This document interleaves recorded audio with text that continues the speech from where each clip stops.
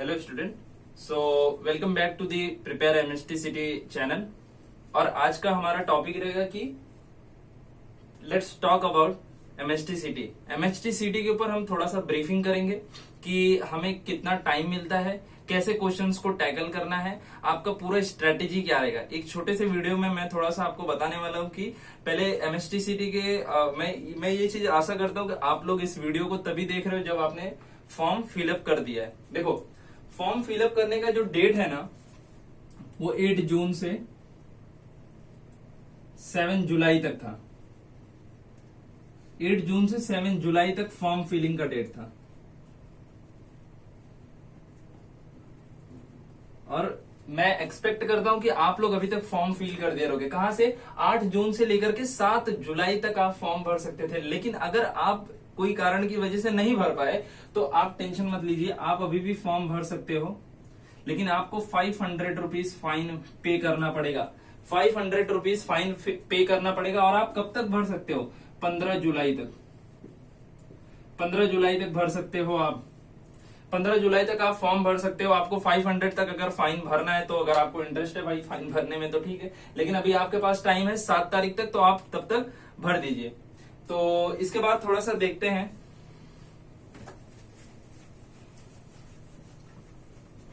सो second point, last date हो गया। जो आपका एग्जाम का टाइम पीरियड है, मतलब कि एग्जाम आपका कब होगा, बहुत अभी हो रहा है कि एग्जाम होगा कि नहीं होगा, होगा कि नहीं होगा। हमको अपनी तरफ से प्रिपेयर होके चलना है। और ऑलरेडी अपने वेबसाइट पे या फिर आप टेलीग्राम ग्रुप पे रहोगे तो वहां पर मॉक टेस्ट चालू है आपका, तो वो मॉक टेस्ट देते रहो। और जो भी आपका अपडेट्स आ रहा है उसके साथ में कंटिन्यू करते रहो। जहां तक एक्सपेक्टेशन थे कि आपका जुलाई या अगस्त में, जुलाई या अगस्त के बीच में आपका पेपर हो सकता है। जुलाई या अगस्त के बीच में आपका एमएसटी सिटी पेपर 2021 का एमएसटी सिटी एक्सपेक्टेशन, मतलब कि बहुत सारे लोग जो उस डिपार्टमेंट में काम करते हैं उनका कहना ये है कि जुलाई से अगस्त तक में आपका पेपर होने के चांसेस 90 से 95% है। तब तक आपके पेपर होने ही चाहिए, अगस्त के एंडिंग तक में। अब अपना यहां तक तो क्लियर होगा। अब देखो, आप पहले तो ये याद रखना है कि डॉक्यूमेंट्स आप पहले से अभी से बनवा लो। ये आपका एक साइड बाय साइड ये भी काम करते रहो। डॉक्यूमेंट्स आपका बन जाना चाहिए, डोमिसाइल, उसके बाद फिर आप अपना मार्कशीट वगैरह में जो भी बहुत सारे करेक्शंस होते हैं तो वो सब भी करा लीजिए। अगर आपने गैप लिया तो गैप सर्टिफिकेट बनवा लीजिए। और सर्टिफिकेट वगैरह तो आप बाद में बनवा लोगे, लेकिन ये चीज है कि डोमिसाइल और इनकम सर्टिफिकेट आप बनवा के रखना, क्योंकि उसके लिए टाइम पीरियड्स ज्यादा लगते हैं। अब आप सोचोगे कि जब मेरा नाम आ जाएगा तब मैं अपना आराम से बनवाऊंगा, तो बहुत लेट हो जाएगा। तो आप अभी से ही जितने भी डॉक्यूमेंट्स रहेंगे आप सब उसको रेडी कर लो। डॉक्यूमेंट के लिस्ट में आपको बता दूंगा, डॉक्यूमेंट्स आपको रेडी कर लेना है। तो यहां तक क्लियर होगा। अब चलिए देखते हैं कि क्या रहेगा आपका एग्जाम में, कितने मार्क्स का क्या कौन सा सब्जेक्ट होने वाला है। देखो, बेसिकली एमएसटी सिटी जो पहले होता था सन 2020 तक में, वहां पे कैसा 2020 का भी छोड़ के 19 तक कैसा होता था कि अगर आप PCMB, physics, chemistry, maths, biology, ये सब साथ में अगर आप कर रहे हो तो आपको एक पेपर देना पड़ता था। पीसीएमबी का पूरा एक पेपर दे दो, खत्म करो। लेकिन अब क्या है, गवर्नमेंट ने जब से आपका परसेंटाइल सिस्टम शुरू हुआ है, अब आप अगर आप पीसीएम देना चाहते हो तो पीसीएम दो, पीसीबी देना चाहते हो तो पीसीबी। दोनों वाला सिस्टम नहीं है। अगर आप पीसीएमबी देना चाहते हो तो आपको दोनों देना पड़ेगा, आपको 2 बार फिजिक्स केमिस्ट्री देना पड़ेगा। समझ में आ रहा है? ये एक इंपॉर्टेंट पॉइंट है। चलिए, अब अगर पीसीएम जो इंजीनियरिंग है, हमारा मेन कंसर्न रहेगा इंजीनियरिंग की तरफ, और फार्मेसी का भी मैं साइड बाय साइड बताते रहूंगा। अब इंजीनियरिंग में क्या होगा कि इंजीनियरिंग वाले का मैं आपको बता रहा हूं कि फिजिक्स, केमिस्ट्री और मैथ्स, फिजिक्स और केमिस्ट्री में आपको ओवरऑल 100 क्वेश्चंस मिलेंगे। 100 क्वेश्चन, और एक क्वेश्चन का 1 मार्क्स रहेगा, मींस 100 मार्क्स हो गया। 100 मार्क्स, 100 क्वेश्चंस फिजिक्स और केमिस्ट्री में। और अगर मैथ्स के बारे में बात करो तो इसमें आपको 50 क्वेश्चंस मिलेंगे 100 मार्क्स के। मींस ईच क्वेश्चन कितने मार्क का हो गया आपका? 2 मार्क का हो गया। एक क्वेश्चन आपका 2 मार्क का मैथ्स में। अब देखो यहाँ पर आपको ये भी पता होना चाहिए कि आप जब सीईटी का पेपर देने जा रहे हो तो आपके सामने सबसे पहला पेपर कौन सा आएगा। क्या मैं फिजिक्स केमिस्ट्री पहले दे सकता हूँ, क्या मैं मैथ्स पहले दे सकता हूँ, क्या मैं केमिस्ट्री का सबसे पहले दे सकता हूँ। तो ये सब चीज के लिए आपका मैं बता रहा हूँ कि जब भी आप जाओगे, अगर आप पीसीएम स्टूडेंट हो तो आपको सबसे पहले फिजिक्स और केमिस्ट्री देना पड़ेगा। After completing the physics and chemistry आपका मैथ्स का टैब ओपन हो जाएगा, ऑटोमेटिकली वो हो जाता है। क्योंकि उसमें अगर आपका पहले हो गया तो आप सबमिट कर दो, आप डायरेक्ट मैथ्स पे चले जाओ। लेकिन आपका अगर पहले नहीं हुआ और आप मतलब पूरा टाइम ले लिए फिजिक्स और केमिस्ट्री में जितना टाइम मिलेगा, तो कोई दिक्कत नहीं है। फिजिक्स और केमिस्ट्री का आपका जैसे ही खत्म होगा उसके बाद तुरंत मैथ्स का चालू हो जाएगा। समझ में आ रहा है, ये इतना क्लियर हुआ। अब देखो फिजिक्स और केमिस्ट्री में ना आपको ओवरऑल कितने टाइम मिलेंगे। फिजिक्स और केमिस्ट्री में आपको ओवरऑल टाइम जो है वो आपको 90 मिनट मिलेंगे। आपको 90 मिनट मिलेगा। फिजिक्स और केमिस्ट्री के 100 क्वेश्चन 90 मिनट। देखो थोड़ा सा सोचने में खाली, अगर कोई जो नहीं आपके जो एमएसटीसीटी के बारे में नहीं जानता, अगर आप उसको बोलोगे कि 100 क्वेश्चंस है और 90 मिनट है, तो उसको थोड़ा सा ऐसा लगेगा कि नहीं, थोड़ा सा इसके अंदर स्ट्रिक्टनेस ज्यादा है या फिर आपको फटाफट क्वेश्चंस करना है। लेकिन इतना याद रखना कि फिजिक्स और केमिस्ट्री अगर 1 मार्क का एक क्वेश्चन है, it is a kind of fill in the blanks. Fill in the blanks कैसे होता है कि अगर आपने क्वेश्चन पढ़ा और आपको आंसर आ रहा है तो डायरेक्टली आप टिक कर दो। बहुत सारे थियोरेटिकल क्वेश्चंस आएंगे। लेकिन फिजिक्स में क्या होता है, आपको थोड़ा सा कॉन्सेप्चुअल क्वेश्चंस आ जाएंगे जहां पर आपको 1 से 2 मिनट भी लग सकता है। लेकिन आप वो टाइम कैसे मैनेज करोगे, वो टाइम आपका मैनेज हो जाएगा केमिस्ट्री में। केमिस्ट्री में अगर पॉलीमर का क्वेश्चन आ गया तो पॉलीमर का क्वेश्चन इन्फॉर्मेटिव रहेगा। बायोमोलिक्यूल्स का क्वेश्चन आ गया तो वो भी इन्फॉर्मेटिव रहने वाला है। अगर कोई केमिकल रिएक्शन आ गया तो रिएक्शन आपको सोचना नहीं है, रिएक्शन आपने पहले से किया हुआ, बस देखना है और ऑप्शंस में से टिक करना है। तो केमिस्ट्री में जो भी टाइम बचेगा ना, आप वो फिजिक्स में यूटिलाइज कर सकते हो। समझ में आ रहा है। आप देखो इस 90 मिनट में आप ये स्ट्रेटेजी बनाओ कि इस 90 मिनट में मुझे जो फिजिक्स का टाइम है और केमिस्ट्री का टाइम है, ऐसा करना है कि 90 मिनट में मैं 100 क्वेश्चन सॉल्व कर लूं। इसीलिए हमने मॉक टेस्ट चालू किया है। आप वेबसाइट पे मॉक टेस्ट देते रहिए। अगर मैं फिजिक्स के बारे में बात करूंगा तो फिजिक्स में आप अपने आप को ऐसे करो कि आप इसको 60 मिनट दो और इसको 30 मिनट दो। 60 मिनट और 30 मिनट। फिजिक्स के 50 क्वेश्चन को सॉल्व करने में 60 मिनट दो और केमिस्ट्री को करने में 30 मिनट दो। होता है, आप जितना प्रैक्टिस करोगे, आप जितना मॉक पेपर सॉल्व करोगे, उतना ही ये टाइम आपका मैच होना शुरू हो जाएगा। केमिस्ट्री के मैं केमिस्ट्री का सबसे ज्यादा मॉक पेपर देने वाला हूं वेबसाइट पे। तो केमिस्ट्री के ऊपर आप ज्यादा फोकस करो, क्योंकि ये क्या होता है ना, ये आपको सबसे पहला टैब आपका ओपन होगा फटाफट करते चले जाने का। केमिस्ट्री में आपको सोचना ही नहीं है। समझ में आ रहा है कि नहीं। अच्छा हाँ, एक चीज है कि फिजिक्स और केमिस्ट्री में ऐसा टैब ऊपर रहेगा, आप चाहे फिजिक्स पे क्लिक करो या केमिस्ट्री पे क्लिक करो, आप कोई भी दे सकते हो, चाहे फिजिक्स दो चाहे केमिस्ट्री दो। लेकिन ये चीज याद रखना कि आपको फिजिक्स में 60 मिनट्स देना है।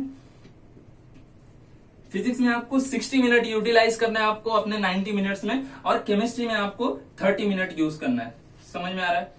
अगर ये स्ट्रेटेजी बना के चलोगे, आपको टाइम के बारे में कभी भी दिक्कत नहीं आएगा, अगर ये आपका स्ट्रेटेजी है तो। अब थोड़ा सा बात कर लेते हैं मैथ्स के ऊपर। मैथ्स का 50 क्वेश्चन रहता है और मैं बता रहा हूं, मैंने पेपर दिया था, मेरे को भी मैथ्स में आराम से टाइम हो गया था। पूरा टाइम आपको मिलता है। मैथ्स एक ऐसा पेपर रहेगा आपका जिसमें आपको ऐसा लगेगा कि साला यहाँ का कुछ टाइम मिल जाता तो मैं फिजिक्स और केमिस्ट्री में थोड़ा और अच्छा हो जाता। लेकिन मैं आपको बता रहा हूँ कि आप प्रैक्टिस करते रहिए। फिजिक्स और केमिस्ट्री में आपको टाइम मैनेजमेंट करना ही पड़ेगा। कैसे ना कैसे करके आपको ये चीज को यहाँ पर संभालना है। फिजिक्स को आपको 60 मिनट देना और केमिस्ट्री को 30 मिनट देना। अब चलते हैं मैथ्स की तरफ में। मैथ्स में 50 क्वेश्चन आएंगे आपको और एक क्वेश्चन का वेटेज होता है 2 मार्क्स का। अब आप समझिए कि एक क्वेश्चन का वेटेज 2 मार्क्स है, इसका मतलब है कि एक फॉर्मूला लगेगा, कोई भी रहेगा। मतलब जैसे आपको इंटीग्रेशन का क्वेश्चन आ गया तो इंटीग्रेशन के जितने फॉर्मूलास है ना, उसको एक बार पूरा थोरो हो जाओ। और बहुत सारे ऐसे क्वेश्चन है ना जो मतलब आपके एक्सरसाइज, और ये बता रहा हूं कि भाई पूरा बुक से आता है। केमिस्ट्री पूरा का पूरा बुक से आएगा। फिजिक्स जो रहता है थोड़ा सा न्यूमेरिकल्स जो रहते हैं ना, वो थोड़ा आउट ऑफ कॉन्टेक्स्ट रहता है, लेकिन पूरा जो उसका कॉन्सेप्ट रहेगा वो आपके बुक का ही रहेगा, आपके सिलेबस का रहेगा, कुछ भी बाहर से नहीं होता है। बस इसमें थोड़ा सा ट्रिकी क्वेश्चन फिजिक्स में पूछेगा, लास्ट के 2-3 क्वेश्चंस। और मैथ्स के बारे में अगर मैं बात करूं तो मैथ्स में 45 क्वेश्चंस आपको एकदम अच्छे से आ जाएगा। अगर मैथ्स आपको आता है तो अच्छे से, अगर आपने मैथ्स का प्रिपरेशन किया तो आपको मैथ्स में दिक्कत होना ही नहीं चाहिए। 45 क्वेश्चंस बिना आपको सोचे समझे बस फटाफट सॉल्व करते चले जाओ।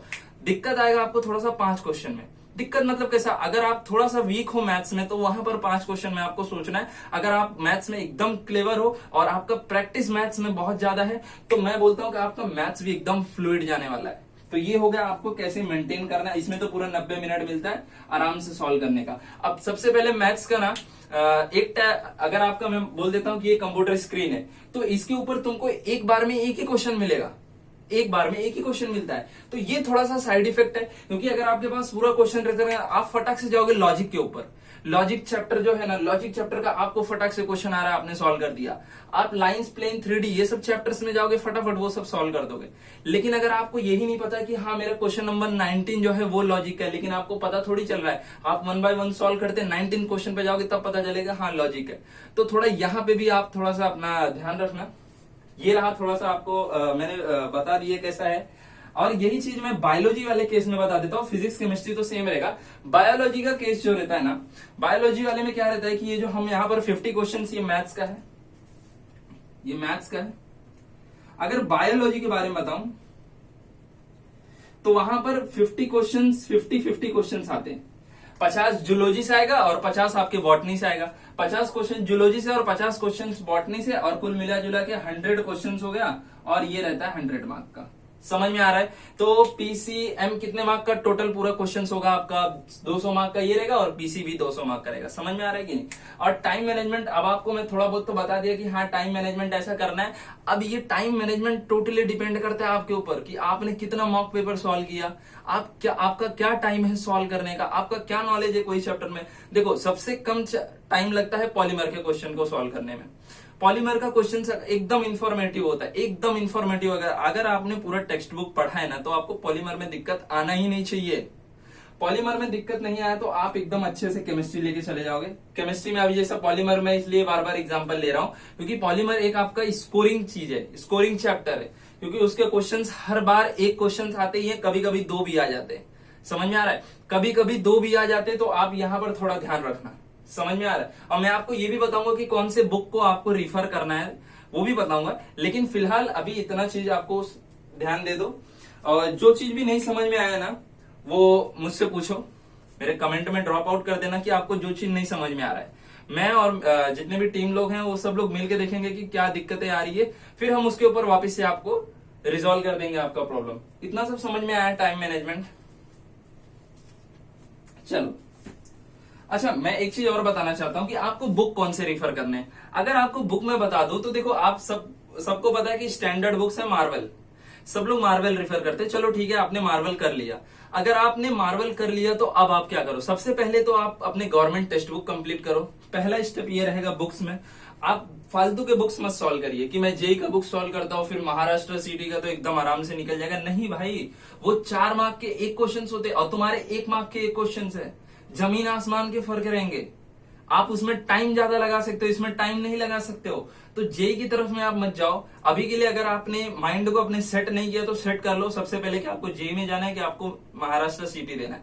अगर महाराष्ट्र सिटी देना है तो फुल ऑन इसके ऊपर जोर दे दो भाई, क्योंकि अब 1 से 1.5 महीना बचा हुआ है और आराम से आपके अच्छे नंबर्स आ सकते। तो अब मैं आपको बुक्स के बारे में बता देता हूँ कौन से books government Maharashtra state government के आपने बुक कर लिए। अगर आपका टेक्स्ट बुक पूरा हो गया तो फिर आप मार्वल की तरफ में जाइए। और अगर मार्वल हो गया तो तब जाकर के आप एरिहंट की बुक की तरफ में जाइए। अरिहंत का बुक मैं आपको दिखा दे रहा हूँ। ये देखो, ये मैथ्स का बुक है, ये प्री गाइड करके बुक रहेगा। इसके अंदर जो कंटेंट दिया हुआ है, मतलब एमसीक्यूज की तरफ मैं उतना नहीं जाऊंगा, लेकिन जो कंटेंट दिया हुआ है वो एकदम मतलब कि बहुत नाप तोल करके बनाया गया है। बहुत अच्छा बुक है ये। मैं बोलूंगा कि आप मैथ्स के लिए इसको भी रिफर कर सकते हो, मैथ्स, केमिस्ट्री, फिजिक्स तीनों के लिए ऐसा रिफर कर सकते हो। आपको पर्टिकुलरली कोई चैप्टर का इसका नोट्स चाहिए तो आप टेलीग्राम ग्रुप पे बता देना, तो हम लोग इसका भी नोट्स बना के डाल देंगे। हमारे पास हर एक बुक पड़ा हुआ है। और इसके बाद मैथ्स के लिए एक बुक और बहुत सबसे अच्छा होता है, मतलब कि प्रज्ञा करके बुक होता है। ये बुक भी आपका बहुत अच्छा बुक है, इसको भी आप रेफर कर सकते हो क्योंकि काफी बार क्वेश्चन उसमें से आते हैं। एक चीज मैं थोड़ा सा आपको बताना चाहूंगा यहां पर,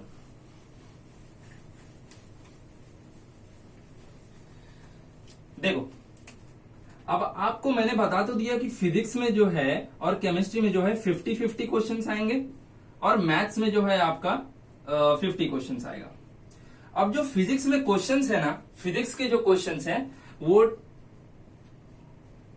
इस फॉर्म में आएंगे। देखो अब आपको लगेगा कि 11th से कितने क्वेश्चंस आएंगे, 12th से क्वेश्चन क्या आएंगे, 10 मतलब कि क्या वेटेज होने वाला है। तो देखो 11th के जो कितने भी क्वेश्चंस आएंगे, फिजिक्स में 10 आएगा, केमिस्ट्री में 10 आएगा, मैथ्स में 10 आएगा।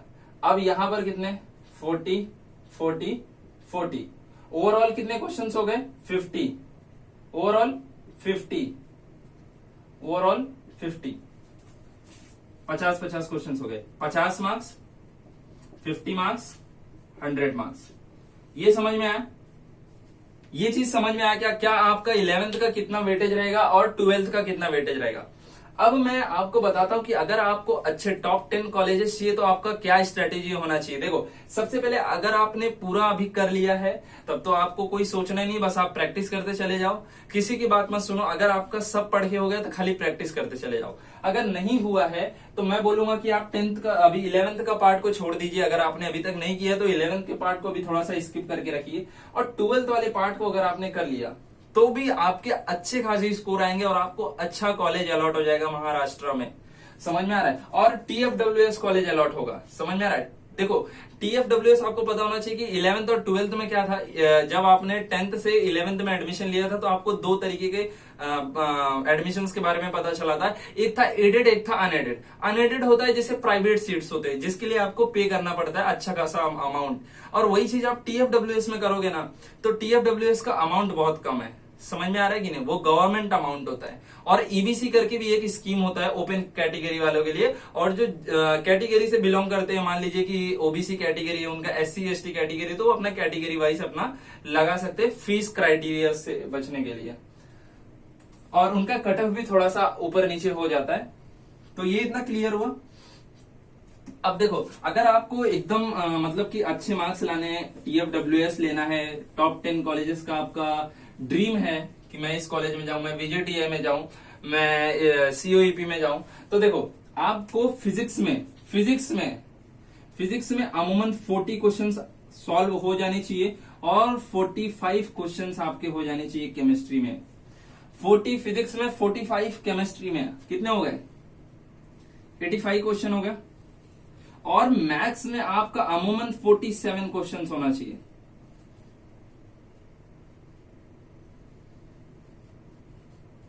ये रहेगा आपका स्ट्रेटेजी, ये रहेगा आपका स्ट्रेटेजी।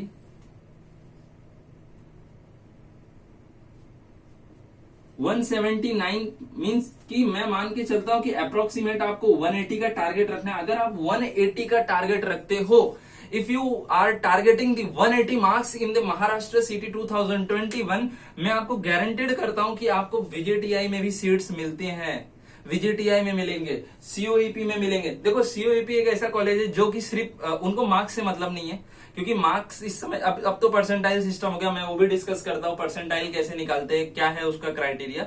लेकिन इतना याद रखना कि COEP ऐसा करता है ना कि वो रैंकिंग लिस्ट को निकाल देता है। मतलब जैसे जो महाराष्ट्र में नंबर 1 रैंक पे है, नंबर 2 पे है, नंबर 3 पे है, नंबर 4 पे है, कि सब लोग उसी पे जाके अप्लाई करते हैं। या फिर ICT पर भी एक बहुत ही अच्छा है, डीम्ड यूनिवर्सिटी है। ICT एक one of the best choice रहता है बहुत लोगों का जिसको केमिकल इंजीनियरिंग करना है। तो कॉलेजेस के बारे में बाद में अपन डिस्कस करेंगे। बस इतना याद रखना कि ये आपको लेके चलना है कि हमको 180 लाना है। 180 लाना है कैसे, कि आपको फिजिक्स में 40 और यहाँ पर 45 लाना है, 85 और 47 यहाँ पर, तो 94 ऑल अराउंड। अगर आप 179 और 180 मार्क का टारगेट रखते हो तो आपको 180 का टारगेट अगर आप लेके चल रहे हो ना, तो आपको 180 से थोड़ा सा भी कम मिला, 175 तक भी मिला ना, तो बहुत अच्छे अच्छे कॉलेजेस महाराष्ट्र में हैं। समझ में आ रहा है। तो इसका टेंशन मत लेना, बस आप प्रैक्टिस करते जाओ, अच्छे खासे मार्क्स बन जाएंगे।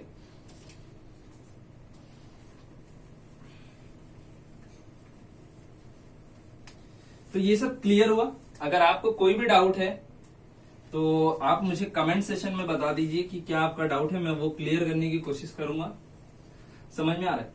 और इसके बाद मैं वन शॉट वीडियोस लाने वाला हूं, हर एक चैप्टर वाइज। मतलब कि जैसे अगर आपको केमिस्ट्री में कोई चैप्टर पे डाउट है तो वो आप 2 से 3 लोग आपके ग्रुप वाले जो भी रहेंगे, जिसको भी डाउट है कि मुझे इस चैप्टर में डाउट है, आप इसको यहाँ पर ड्रॉप करिए कि हाँ मुझे इस चैप्टर में डाउट है, तो उसके ऊपर मैं एक 1 शॉट वीडियो बनाऊंगा। समझ रहा? वैसे तो मैं हर एक चैप्टर को कंसिडर करूंगा, पहले केमिस्ट्री करेंगे, फिर मैथ्स करेंगे, फिर फिजिक्स करेंगे। समझ में आ रहा है?